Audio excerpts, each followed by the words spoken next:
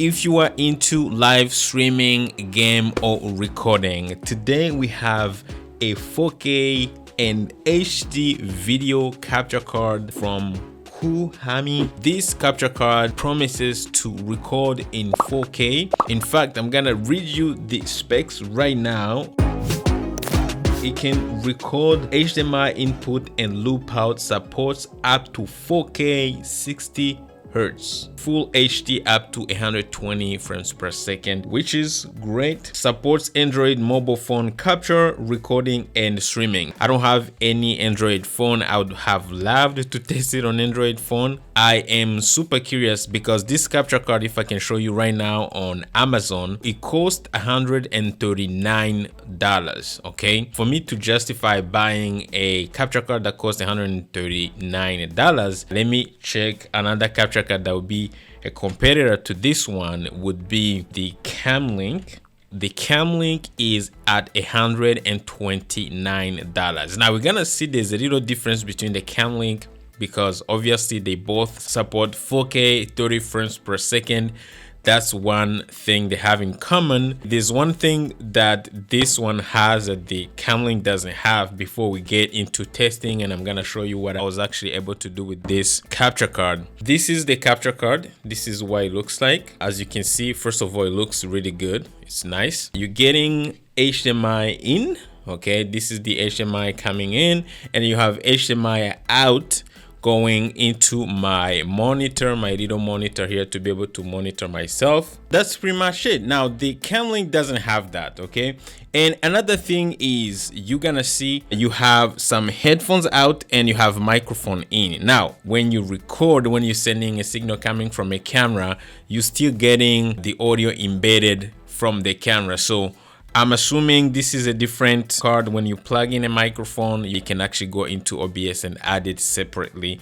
Again, I did not test that, and I believe if you're using this kind of capture card, you have so many options, especially if you're using something like OBS to record, which is gonna be something that we're gonna be using to test. I can actually justify the $10 difference between the Camlink and this capture card. Now, another thing I want you to take a look at here on the screen, if you can see the price, but you can also see the design is a little different. All right, if you're a gamer, you're going to appreciate the design. It looks really good. You got this RGB kind of lighting on it, which is awesome. In the box, obviously, when you receive it, this is what the box is gonna look like. However, you're not gonna get anything special other than the user guide, obviously, and you're getting a USB Type-C to USB Type-A, which is a USB 3.0. So it uses USB 3.0, 3.1 and 3.2. You understand, this is a 4K capture card, so it makes sense. I was personally curious and I actually decided to record this video. Usually I don't record in 4K, but I decided to record this video using OBS, and you can see right now this is my OBS and I'm recording everything in 4K. This is not some sort of 1080 upscaled or something. I have set up my Panasonic GH5 in 4K output, so 4K recording, so it's sending a 4K signal straight out of the camera, 4K 30 frames per second. Okay, going into the capture card, and the capture card is sending 4K signal into my OBS, and that's how I'm able to record the whole video in 4K. So now, just to show you real quick, if this is your first time, before I give you my final thoughts on this capture card, it is actually working. I mean, so far I've done some testing and it works no problem. One thing that I have to mention, of course, if you're watching this video in 4K, that means it works. But one thing that I have to mention is I didn't want to test in full HD because I was like, if it works in 4K 30 frames per second, I'm sure it's gonna work in full HD as well. All right, and the monitor out is actually sending exactly the same thing. So with this little monitor here, this is a 4K monitor as well from FieldWorld. If I hit menu here, I can see, you know, it's gonna flash here the signal in 30 frames per second, and it's 3840 by 2160. Yeah, hopefully you can see it.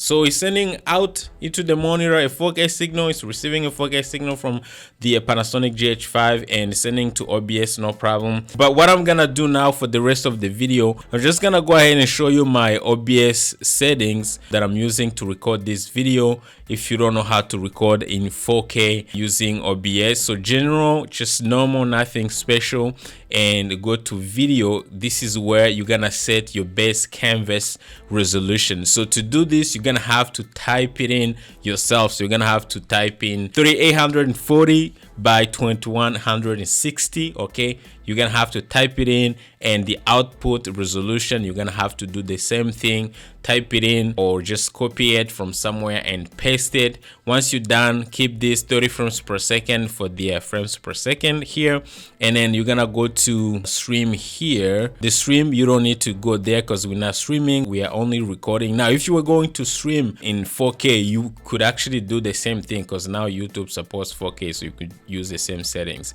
Now we're gonna go to output here and we go to recording. Okay, and what I have done, and you're gonna go to output mode and go to advanced. Okay, and then go down here, choose the recording path. Again, this is gonna be really big files because you're recording in 4K, so make sure you actually choose a file where you have enough space on your drive, something like 1 terabyte, at least 1 terabyte or more. Okay, record in 4K, audio track just one, and then encoder, choose your graphics card. Don't use your basic X264, I believe. So choose the NVIDIA H264 NVEC. Okay, NVEC, that's important because using your graphics card to record. And then rescale output, you don't need to do that. The last thing, you're gonna go to rate control, use CBR. Bit rate minimum, you're gonna go to 3500 kilobytes per second, kbps. Okay, so 3500, guys, that's the minimum that you need, and then the rest can actually remain the same here. You don't have to change that much. All right, once you're done, you're just gonna click apply. Okay, and then hit OK. You can go to audio as well and then choose the audio bitrate to the maximum, which is 320, and once you're done, you just hit OK. Again, I'm already recording now and the recording looks good. So if you can see, I don't see any lag, I don't see any color issue, I don't see any problem. To me, it looks good. I wanted to show you a little quick. If I can disable here in OBS just to prove to you that this is 4K, I can go to this camera here because I have my other camera coming in full, coming from my A10 Mini Pro. So as you can see, the canvas is not the same. So this is a full HD on a 4K canvas. So you can see there's a huge difference, just to prove to you that I'm recording in 4K. So let me go ahead and put it back on. My final thoughts, few hours that I've been testing this capture card, in my opinion, it actually does work, no problem. I don't know why it has only 27 ratings on Amazon. It has 5 stars, which is awesome, but I don't understand why people are not buying it. I don't know why it's not that popular, but again, it could be because of marketing, or maybe it's a new product, or I don't know. Okay, I tested, for a few hours. I don't see any overheating issues. It's well made. The design is amazing. I love the RGB kind of look and everything. If you're a gamer, I am sure you're going to appreciate it, in my opinion. It's a nice capture card. It looks really good. Now, can you justify paying $139? I mean, prices may change depending on what you want to do. If you are into 4K streaming and 4K recording, especially if you're a gamer, the look, you're going to appreciate the look as a gamer. Would I recommend to get it? Yes, for sure. If you're still working with 1080p, again, if you're a gamer, you probably want to use the 120 frames per second, which is something that you would get in full HD, not in 4K. You're probably gonna love that as well, right? Well, you're going to appreciate that. But if you are, just a regular content creator looking for a capture card in, that can just do 1080p, I still recommend these little cheap capture cards, that cost about $20.